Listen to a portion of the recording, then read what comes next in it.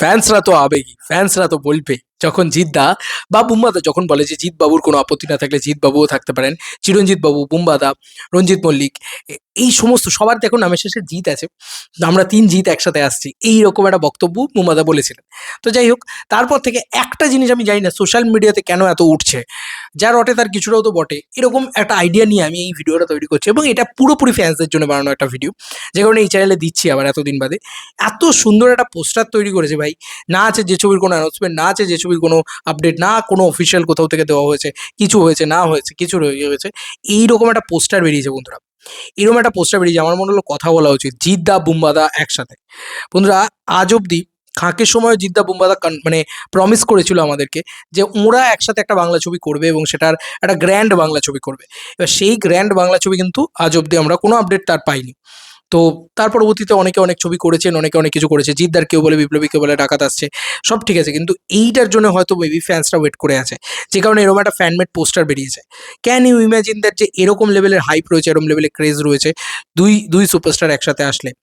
এখানে কিন্তু জিৎ কিংডম পেজটা থেকে 1 ঘন্টা আগে এই পোস্টটা করা হয়েছে, ঠিক আছে? আমি যখন ভিডিওটা তৈরি করছি তখনকার 1 ঘন্টা আগে, জানি না কখন তোমরা আহ, মানে দেখছো ভিডিওটা।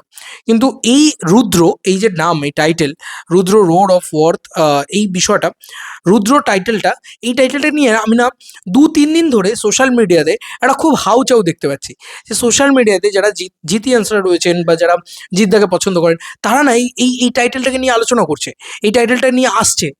তো এটা সোশ্যাল মিডিয়াতে আসছে কেন? তার মানে কি কিছু সত্যি হচ্ছে এরকম ধরনের আলোচনা? নাহলে এরকম ধরনের ফ্যানমেড পোস্টারই বা নাম এলো কেন? হঠাৎ করে ইচ্ছা হলো রুদ্র লিখে দিল ফ্যান্সরা? না, আমি জাস্ট এমনি বলছি যে এটা হতেই তো পারে, এরকম এরকম জিনিসপত্র হতে পারে। আচ্ছা, এত বড় কথাটা কেন? আরও একটা জিনিসে তোমাদেরকে বলবো, যেটা তোমাদের ভালো লাগবে হয়তো। আমি তো সব কিছুতেই পজিটিভ জিনিস খোঁজার চেষ্টা করি, লেজেন্ড রাইজ, ঠিক আছে? এখানে সুন্দরভাবে Prosenjit Chatterjee and superstar Jeet join force with epic battle of power, revenge and destiny, brace yourself for a storm of courage, এরকমভাবে লেখা হয়েছে আর কি। মানে ছবিটা সম্পর্কে একটা বেসিক ধারণা দেওয়া হয়েছে, এরকম একটা ব্যাপার।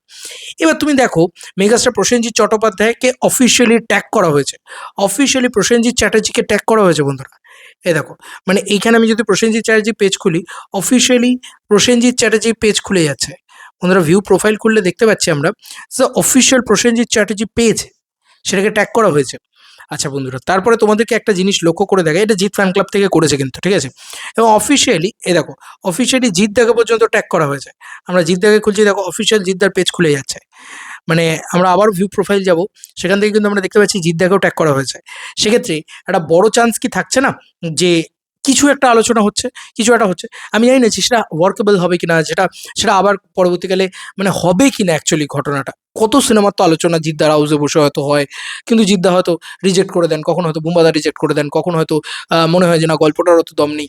এরকম ধরনের জিনিসপত্র তো অনেকবার হয়েছে। কিন্তু ব্যাপারটা হচ্ছে, এদেরকে ট্যাগ যখন করা হচ্ছে, নামটা যখন রুদ্র বলা হচ্ছে, তাহলে এত আপডেটস আসছে কোথা থেকে? তার মানে ডেফিনেটলি কিছু তো একটা তো ঘটেছে ভিতরে। তা নাহলে এরকম ধরনের কথা তো বাইরে আসার কথা না, বা এরকম ধরনের জিনিসপত্র তো বাইরে আসার কথা না, তাই না? তো এটি এই বিশ্বাস থেকে আমি বলছি, ডেফিনেটলি বারবার বলি যে দেশু সেভেনে বুম্বাদার থাকা যেরকম ইম্পর্টেন্ট, বা একটা মাস কমার্শিয়াল ছবিতে বুম্বাদার থাকাটা যতটা ইম্পর্টেন্ট, সিমিলারলি আমি বারবার মনে করি যে জিদ্দার ছবিতে জিৎ আর বুম্বাদার টু হিরো ফিল্ম আমাদের হওয়া বন্ধ হয়ে গেছে। তুমি আমাকে বলো তো, খাদান ধরো, চেঙ্গিজ ধরো, মির্জা ধরো, সেন্টিমেন্টাল ধরো, পারিয়া ধরো, যতগুলো কমার্শিয়াল ছবি আমাদের রিসেন্ট পাস্টে এসছে, একটা তো টু হিরো ফিল্ম দেখতে পেয়েছো? টু হিরো, একদম প্রপার টু হিরো কমার্শিয়াল ছবি দুই পৃথিবী আমরা দেখেছিলাম। আর ওয়ান্স আপন এ টাইম বুম্বাদার সময় তো প্রচুর প্রচুর হতো। তো এখন তো দরকার বুম্বাদাকে নিয়ে, আজকে বুম্বাদাকে নিয়ে যদি ভাবে কেউ যে হ্যাঁ আমি দেশু সেভেনে বুম্বাদাকে নিয়ে যাবো, একদম ফুল টু মাস ভিলেন বানাবো, সিমিলারলি জিদ্দা বুম্বাদা যদি একসাথে এসে একটা কাজ করে, একদম ফুল টু বওয়াল, ঠিক আছে, ফুল টু কমার্শিয়াল বওয়াল হোক না ভাই। হচ্ছে না কেন? আমার কাছে কথা হচ্ছে এটা, টু হিরো ফিল্ম হওয়া কিন্তু খুব খুব জরুরি, এবং জিদ্দা বুম্বাদার একসাথে আসা খুব জরুরি। দেখো, জিদ্দার প্রোডাকশনে বুম্বাদা কাজ করেছে আই কুকওয়াতে, আমার মনে পড়ছে না জিদ্দার সঙ্গে বুম্বাদা স্ক্রিন শেয়ার করেছে এরকম কোনো ছবি আছে। মিঠুনদার সাথে করে নিয়েছে জিদ্দা, বাট বুম্বাদার সাথে কিন্তু হয়নি। এবং খাকির সময় তোমরা কথা দিয়েছিল গুরু, মনে রেখো বস, আর শুধু একসাথে এসো তাড়াতাড়ি। এরকম রুদ্র টাইটেলটা এবং এই যে ফ্যানমেড পোস্টার্স এবং অফিসিয়ালি ট্যাগ করা, এগুলো থেকে আমি অন্তত ওই আশায় বাঁচে চাষা।